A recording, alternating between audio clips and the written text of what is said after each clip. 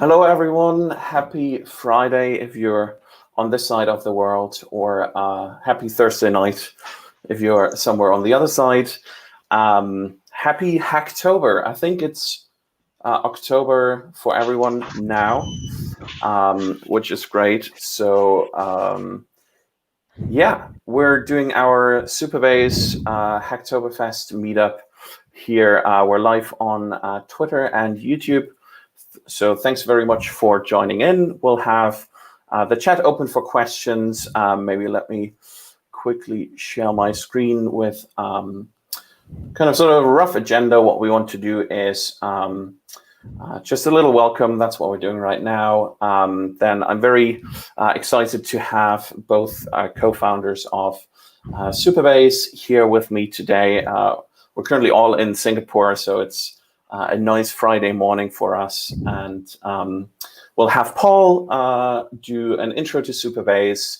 I'll do a quick demo of building a Slack clone with authentication and real-time data, and we can also use that to chat instead of the other chat to bring everyone together. And then we have Ant give us kind of a run-through of our Hacktoberfest board and how you can contribute to Supabase during the month of October. And in the end, yes. So if you have any questions throughout, just leave them in the comments, and then we'll have an FAQ and hopefully get hacking throughout the month of October.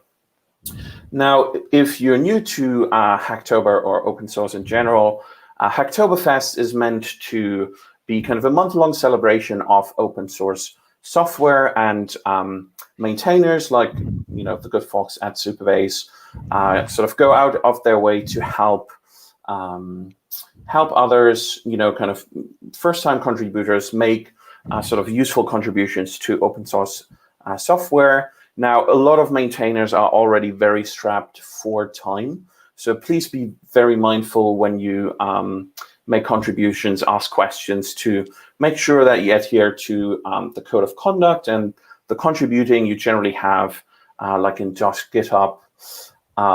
So generally within like a repository, you would have a .github folder. What we have here is a kind of a central .github repository. So that means that it applies across all repositories in our GitHub org here. And you can see we have like code of conduct and contributing guidelines. So please make sure to review those first to make sure you can make useful contributions to open source, and not give kind of open source maintainers sort of the PTSD when we move into October. So let's all be mindful and build some nice open source software. Cool. So let me quickly jump back. I think that's, we also have an event code of conduct. So please, when you ask questions or be mindful, we want a harassment-free environment. And so do review that as well. Cool. So with that, I'm going to hand it over to Paul, who is one of the co-founders, and he's going to give us an introduction to Supabase and maybe a little bit of story time, how we got here. Thanks so much, Paul. Take it away, and I'm going to put your screen on here. Yeah, great.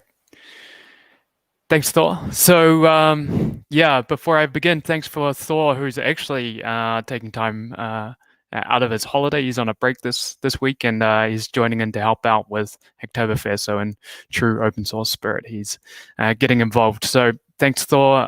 Also, thanks for everyone who's dialing in. And so Supabase.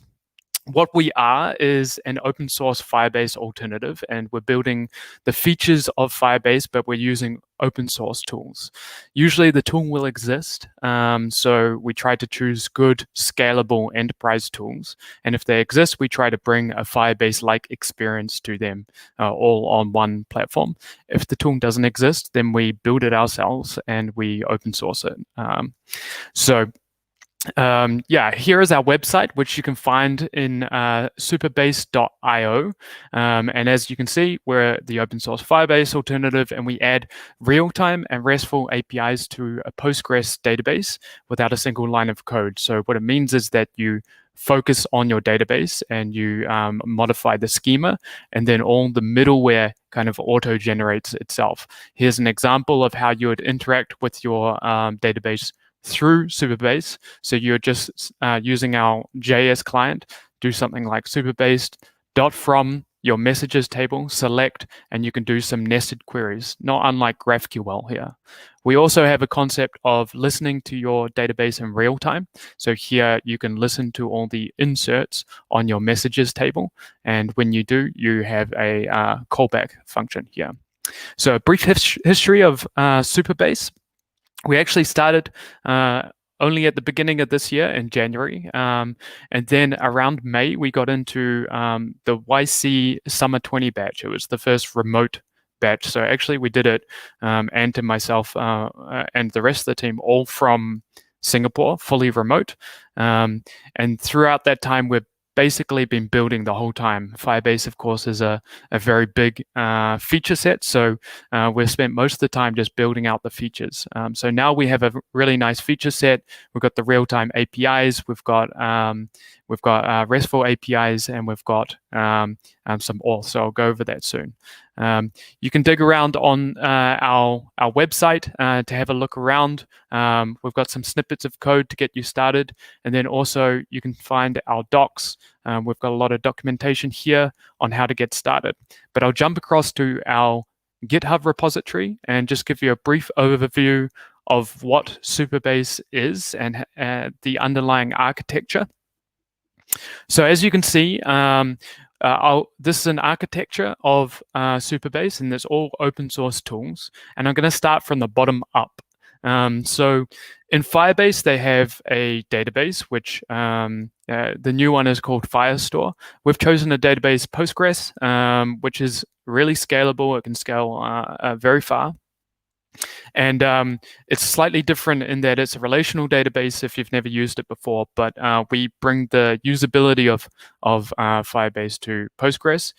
Then on top of it, we've got a few different components. I'll start with this one, Postgres, which is a open source tool. It's amazing, worth checking out as well, and worth contributing if you want to contribute to Hacktoberfest. By the way, you don't need to contribute just to Supabase. All of these are worthwhile contributing. I check them out. So Postgres is an auto-generating API. It introspects your schema, and then it generates an API. Real-time is one of our own repositories. It listens to the replication stream of Postgres, and then it will blast out the changes over WebSockets. GoTrue is actually a repository created by Netlify for handling authentication. And then PGAPI is one of our own repositories for interacting with Postgres via a RESTful API. Then finally, we've got Kong, which is an API gateway, sort of like Nginx, but with, it uses Nginx, but it has a few additional bells and whistles on top. And we use that to stitch together everything into one middleware server. So that's the rough architecture, and you can jump around. We explain things a little bit in the repo and in our docs. Now, before I hand over, I just want to call out that inside our repository, Supabase, we have a discussions area. This is GitHub discussions.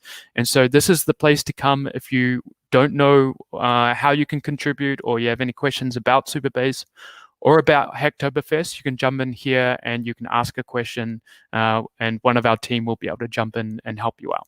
So that's a brief history and a brief overview of Supabase. But now, more importantly, Thor is going to show you how you can use Supabase and some of the cool features that you can see. So thanks a lot, Thor. Awesome. Thanks so much, Paul. Let me switch over to my screen here and give you a little drink break. Brilliant. Yes, so as Paul mentioned, kind of a good amount of open source, different open source projects and features that kind of comprise Supabase. The main Supabase repository has also some examples in there. And one thing we'd love for you to do throughout Hacktoberfest is, and I'm just going to show kind of the different tasks that you might want to pick up. But one thing is just have some great examples, for example, more to-do example apps. But what I want to show you today is how you can quickly spin up kind of a real-time chat application. So this is what it looks like. It's sort of a Slack clone. It's running live. You can see that here, but also we can simply spin this up on Code Sandbox. So the great thing is Supabase, you can have it hosted on app.supabase.io, kind of your hosted Postgres with the Supabase stack on top of it. And then we can use something like Code Sandbox, which is kind of just a front-end collaboration tool. And we can actually run our project with that. So what we can do here is just fork off, excuse me, fork off this project. And we have some unset secrets here. So what we'll need to do is jump into the server tab. And we need some secrets, or in this case, they aren't secrets because you can see with Next.js, they are actually exposed to our client side. So we need a Supabase key, which is kind of our public anonymous key. And then we need our Supabase URL. And so when you navigate over to app.supabase.io, you can log in with your GitHub account. You can create a new project. I think I'm running out here. I've reached my limit now. So in alpha, you can create up to 3 projects for free at the moment. And I've prepared this here, kind of a Hacktoberfest project. And so you can navigate over to the settings, and there is an API section which has kind of the secrets that you need, or the parameters that you need to spin up your client. So here we get our project URL. So let's just copy that over into the Supabase URL, add it as a secret here. And then we have 2 keys. So one is our public anon key. So that's the anonymous key that works together with Supabase authentication and the role level policies, security policies on the project. If we go back, just have a look at, we actually need to seed our database. So as you can see here, this is the authentication. Oh, maybe I'm on the wrong. Yes, sorry, on the wrong project. So here we don't have any users yet. We don't have, we do have docs already, but we don't actually have any tables yet on this project. So we need to create our tables in our schema. And the way we can do this is via here, the SQL editor, for example, but also there is a table editor view. So we could create a new table here with this view, but we can also interact with the SQL here. And the great thing is there are some quick start sort of templates that you can use, for example, all the countries in the world, if you wanted to see the database like that. And here we have the Slack clone example. So what this does is creates a users table for us, the different channels that we can create, and then all the messengers. And you can see here kind of the references to the keys across the tables, how that works. And then we have the secure the tables part. So it's similar to kind of Firebase security roles. It's just that we're using kind of the native role level security policies that Postgres has and exposing that via Supabase auth. And so here we're making sure that only authenticated users can actually read. And then we're also kind of with insert and updates, we're making sure that only users can actually update themselves. So that's how that dynamic works here. And then we just need to run this real quick. Look at the results. Okay, success. So we get this seeded here. We also got some example data written in, so a public channel, a random channel. And so now if we go to database or our API here, we can see our different tables and views, so channels, messages, and we actually use kind of introspection here to generate sort of a Swagger open API definition file. And then we can auto-generate the documentation here. We currently get JavaScript and Bash, but we're also working on adding kind of new client libraries, and that's also something that you can contribute to if you have kind of a favorite backend language there to create a client library. Great. So now we got our database set up. We can jump back into the settings. We can grab, so that's our public key that works with the security policies that you've just seen. But then also there's a service role. Now the service role is a key that's to be kept secret because it actually sort of doesn't adhere to the policies. It can access any data, so make sure that you keep the service role secret. You can use that in, for example, a Next.js API route if you wanted to do that. So we're just grabbing our public anon key here and add that to our project. Let's add the secret. And so I think it is just now starting the server up again. Let's open this in a new tab. And I'm just gonna put this URL into the comments so we can jump in over there and maybe just sign up. So anytime I'm testing, I become German. So that's just sort of my standard test email. And then we sign up here.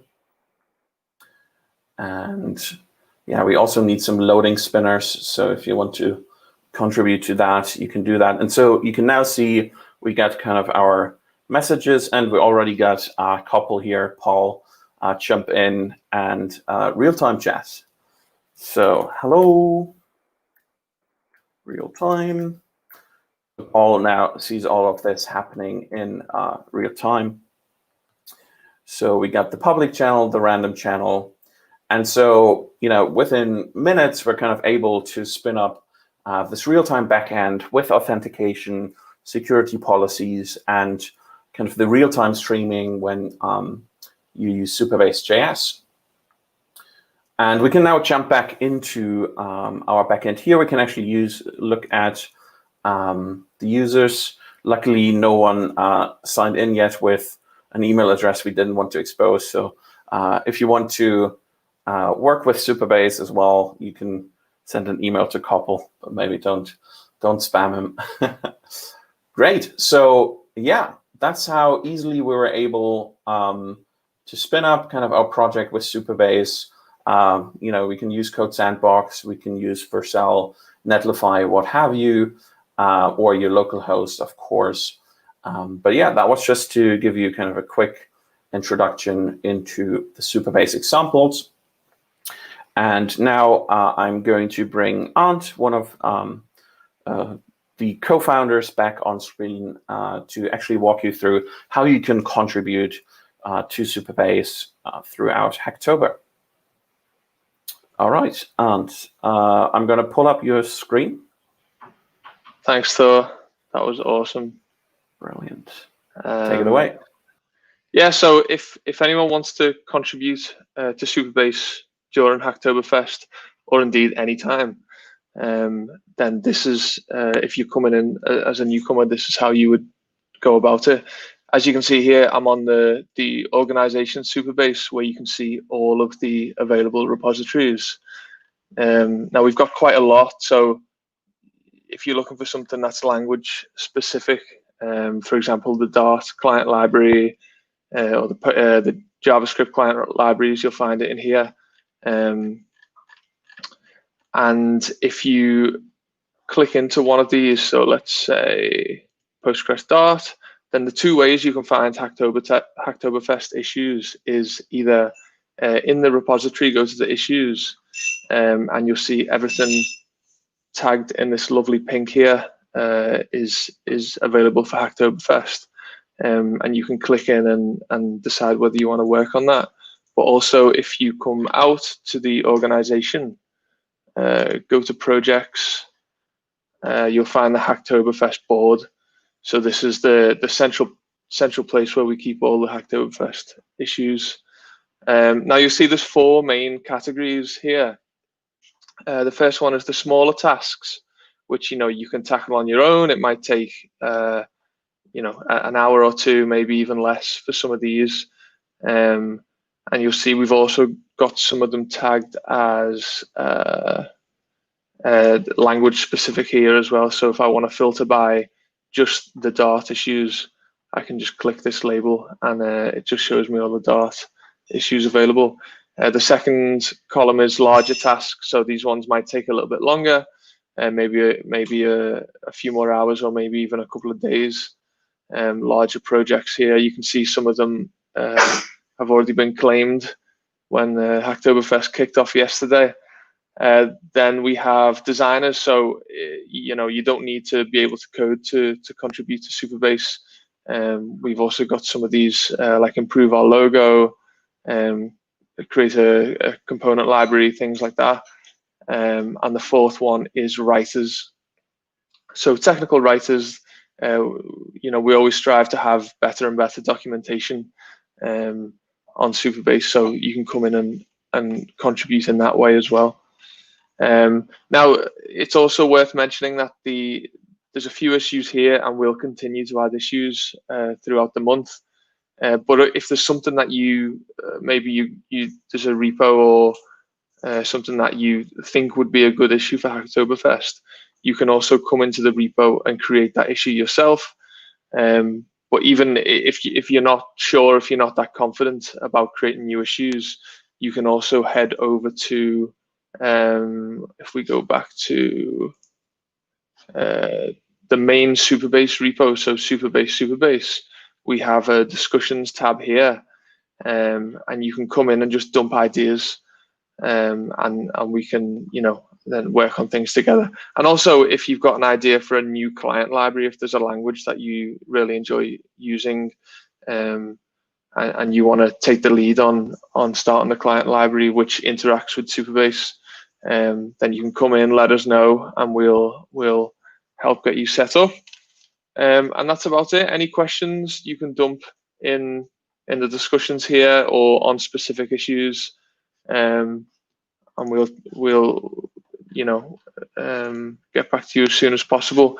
Just quickly, I forgot to give an example of contributing to a specific issue. So if you come into an issue, one of the team members here will have hopefully given a nice discussion to a nice introduction to the problem.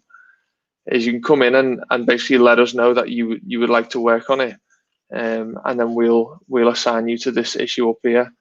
Then you can start your work, create a pull request, and then one of the team members again will probably come in, maybe leave some comments, and when everything looks good, we'll just merge it in. So that's it from me. Brilliant. Thanks so much. I'm going to bring us all back on screen here, and we can go over into the Q&A section. So if any of you have any questions for us, just ping them out in on the YouTube live chat or the Twitter Periscope live chat, and we'll pick them up here. Maybe to get us started, kind of in terms of sort of beyond Hacktoberfest, what are the things that you're working on and maybe most excited to work on kind of in the next coming months? Yeah, so at Supabase, our focus primarily at this stage is moving from alpha to beta. So we've been largely pushing out features as fast as we can and trying to catch up with Firebase for a small subset. But over the next 2 months, we're going to be focused on moving from alpha to beta, which really means three things. It's just security, stability, and reliability. So a lot of locking down our APIs, making sure our hosted platform is very simple and easy to use, and also feels very reliable so that you can come in and you've got no problems. In the future, we have a lot of exciting things that we're looking to do. So we've got a lot of features on the roadmap, which usually come from the community, actually. We've got a little feedback widget up the top right in our dashboard, and people will drop ideas inside it. But some of the larger features might revolve around mapping. The OpenStreetMaps community is a good one that we want to support. We might do some features around improving our real-time engine for workflows is another exciting one.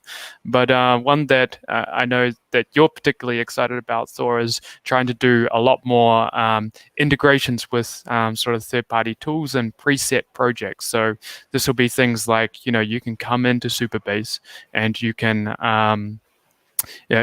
get started with a full templated database, and then deploy a front end, just like you did with the Slack clone. But you might be able to do it, for example, with a fully functional subscription store, and which integrates with Stripe directly, and so that you can get up and running with your backend immediately. Yeah, that's very exciting. I'm looking forward to kind of the different business model templates, and maybe running sort of stock procedures and communicate with Stripe. Yeah. I think as well, one thing that we left off was maybe if there are some very new people who perhaps you don't know how to do a pull request or anything like that. Thor's actually written a really good blog post on our blog. If you go to supabase.io/blog, you'll find one called Supabase Hacktoberfest 2020, and Thor's actually linked a few articles in there which will help you getting started to create your first pull request. I think Thor just put it in the comments now, and it's just getting familiar with GitHub as well. But as Ant showed you, there are tasks for designers as well. Even if you just want to get involved and not necessarily with the Hacktoberfest pull request concept, you just want to get involved and ask some questions and pitch in, then our GitHub discussions are a great way to do that. One thing I forgot to mention as well, or point out, was that we have a few issues that are to create an example project for Supabase.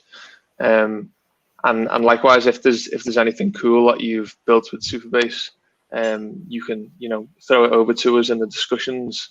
And we can add it to our repo as well if you think it's a good standard base that other people might want to come in and build upon, then that would also be awesome.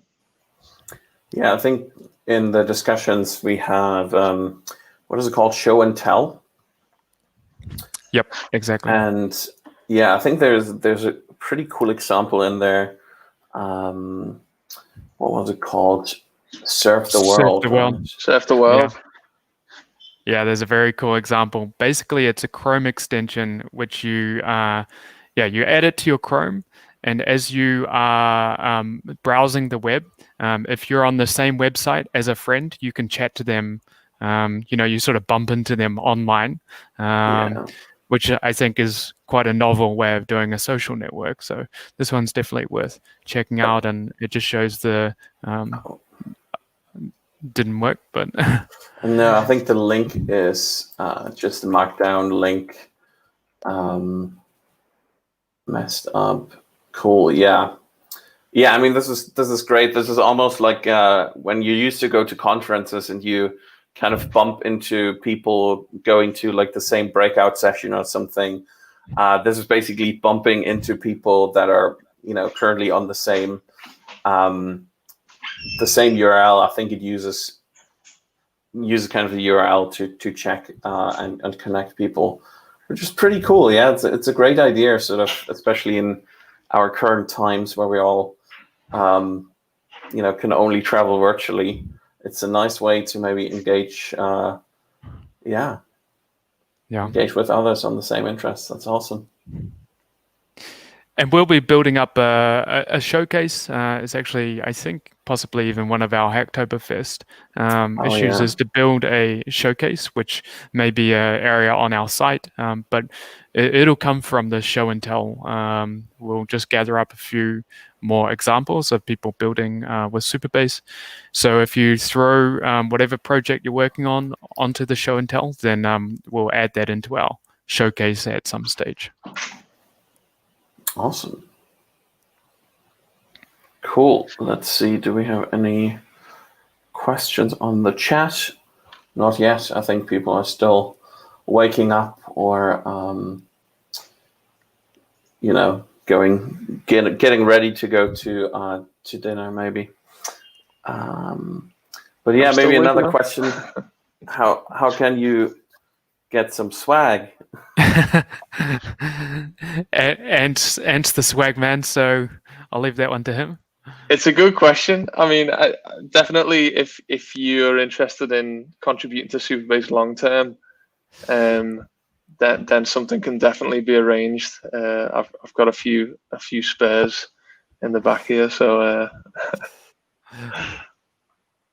yeah, that's brilliant. Yeah, I think if you're maybe the top 3 contributors throughout Hacktober that stick with us or something, get a T-shirt. yeah, we'll come up with something. We'll tweet it out.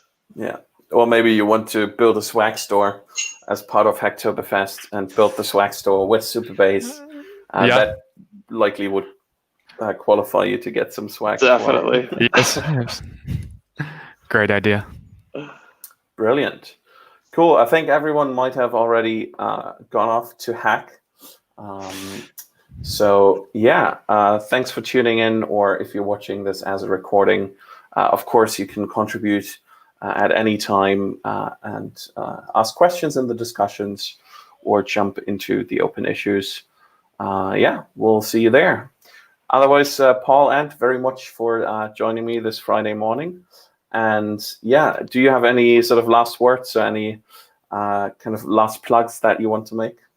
No, just like you said, ask questions. Like I know when I started contributing to open source, it's quite daunting because you don't know who's who and how exactly to act and things like that. So if you're a newbie and you're coming in, just get on the discussions and just ask a ton of questions. Yeah, we're always happy to help out. Yeah, I think the discussions is a great one because it's not as daunting as creating an issue. You can ask any silly question, and don't worry, our team are primed for this month to help out. If you're really genuine about getting into open source, our team will help you out. So the discussions is a great way to get started. Also, I mean, we're on Twitter, and we're also so you can follow us and ask us questions directly there if that's your native habitat. Yeah, that's a good point. And if you need help using Supabase as well, then you can also email us at alpha@supabase.io, and then we can help you out straight away. Oh look, that's us. Stream section. Okay, no one is viewing anymore. All right, we'll take the hint. We'll let you get back to coding.